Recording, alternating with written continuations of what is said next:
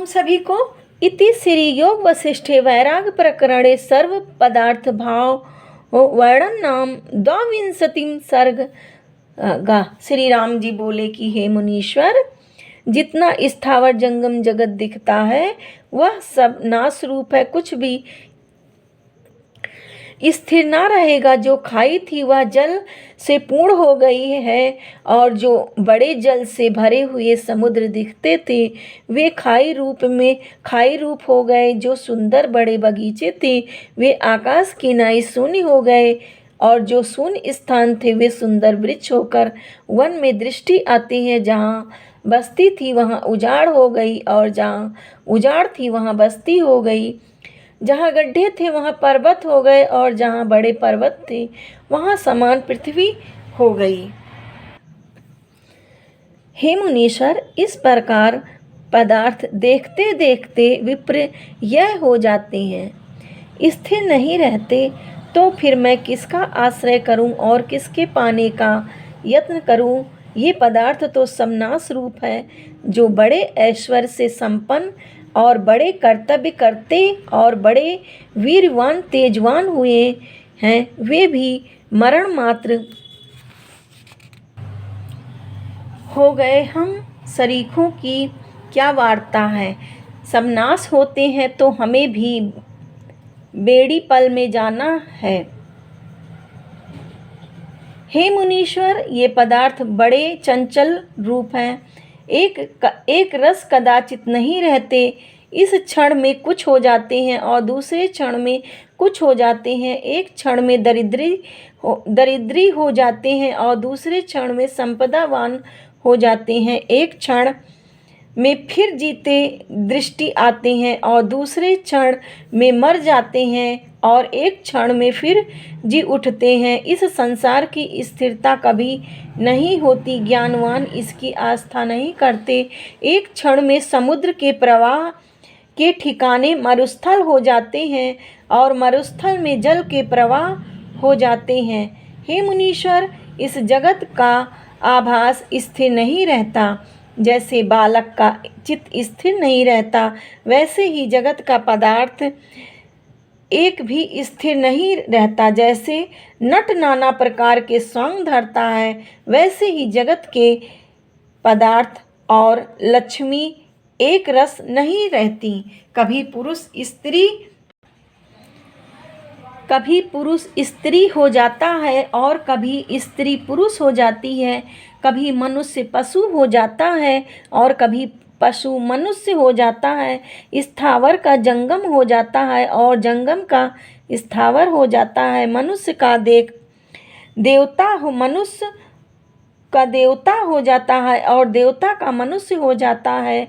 इसी प्रकार घटी यंत्र की नाई जगत की लक्ष्मी स्थिर नहीं रहती। कभी ऊर्ध्व को जाती हैं और कभी अधा को जाती हैं। स्थिर कभी नहीं रहती, सदा भटकती रहती हैं। हे मुनीश्वर, जितने पदार्थ दृष्टि आते हैं वे सब नष्ट हो जाएंगे, किसी भांत स्थिर नहीं रहेंगे।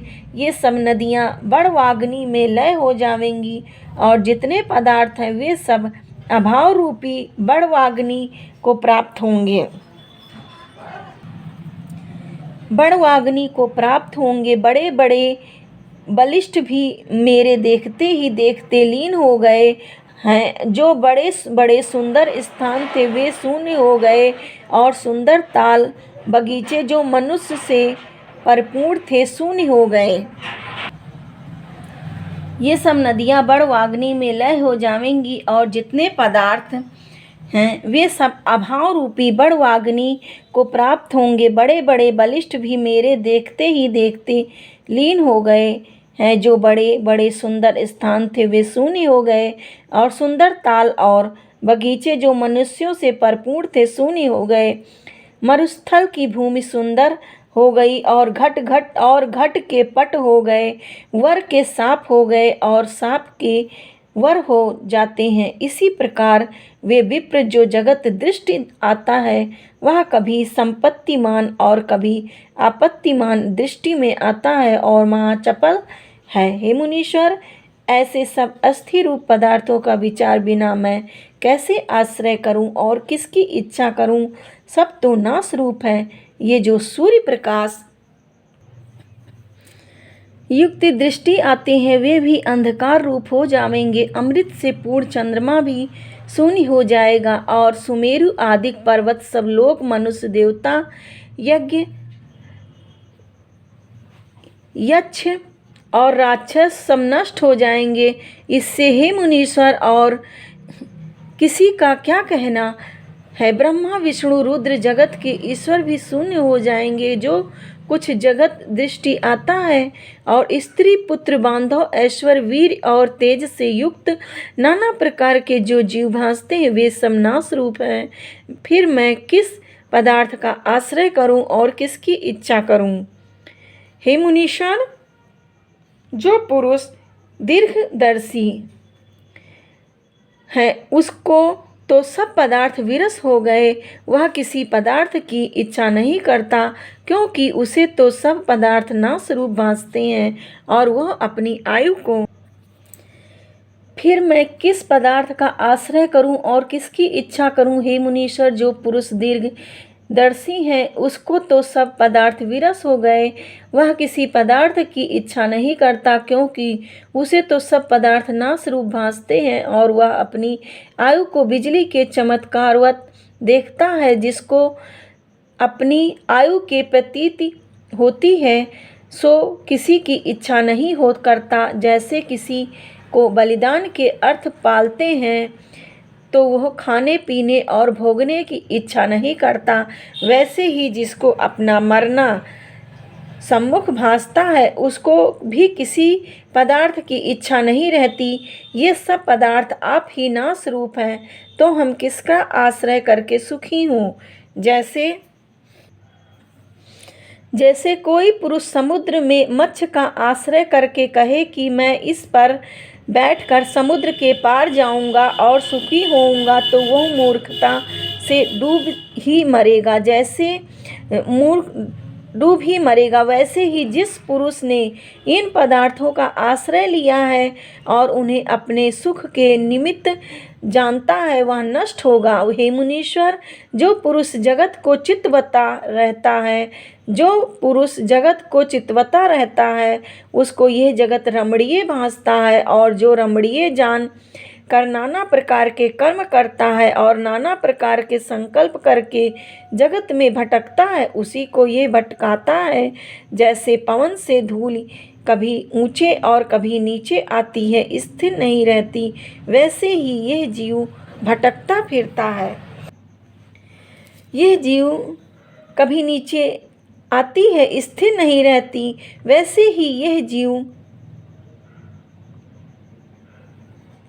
नाना प्रकार के कर्म करता है और नाना प्रकार के संकल्प करके जगत में भटकता है, उसी को ये भटकाता है। जैसे पवन से धूल कभी ऊंचे और कभी नीचे आती है, स्थिर नहीं रहती, वैसे ही यह जीव भटकता फिरता है, स्थिर कभी नहीं रहता। और जिस पदार्थ की इच्छा करता है वह सब काल का ग्रास है। ईंधन रूपी जगत वन में काल रूपी अग्नि लगी, उसने सबको ग्रास लिया। जो इन पदार्थों की इच्छा करते हैं वे महामूर्ख हैं। जिनको आत्मविचार की प्राप्ति है उनको यह जगत भ्रम रूप भासता है, और जिसको आत्मविचार की प्राप्ति नहीं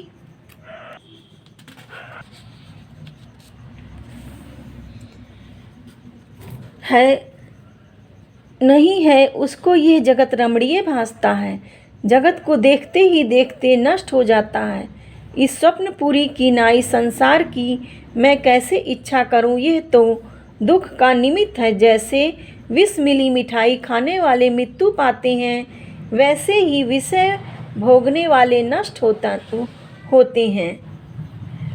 हरिओम सभी को। सर्ग 22 समाप्त हुआ। सर्ग 23 अगले वीडियो में। हरिओम सभी को।